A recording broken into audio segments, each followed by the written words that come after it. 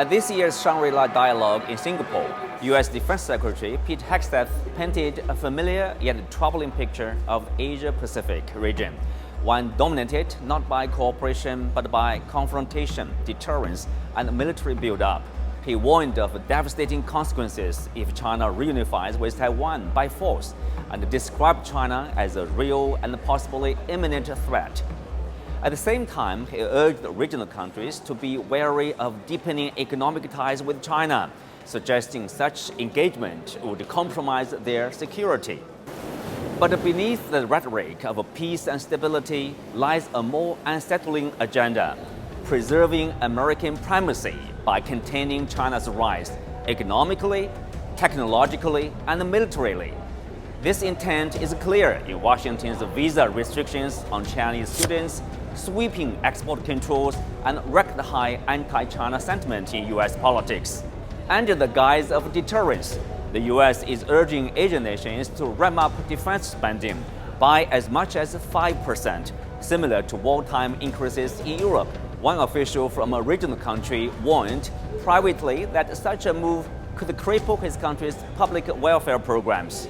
Meanwhile, Washington proudly touts its own record-high defense budget, now over $1 trillion, and is actively expanding its military footprint in the region, including deployments in the Philippines, Japan, and Australia, along with new weapons and missiles. Alongside this militarization is a push to weaken the region's economic ties with China, its largest trading partner. From Japan and South Korea to ASEAN members like Indonesia, Malaysia, and Vietnam, regional economies are deeply intertwined with China's. Severing those ties for the sake of U.S. strategic ambitions risks undermining their own development.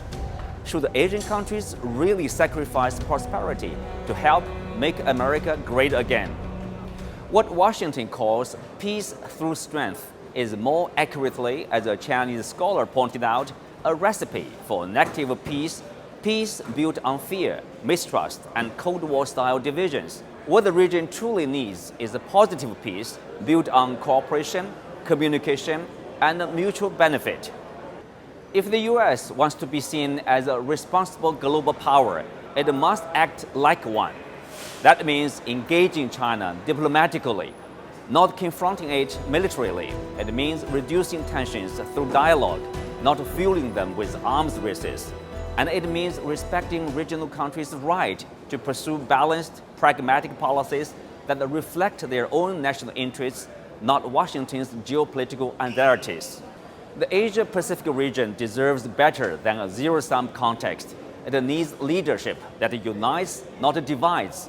The U.S. should stop turning this vibrant region into a battlefield of great power rivalry and start working with China and others to build a future defined not by fear, but by shared peace, stability, and prosperity.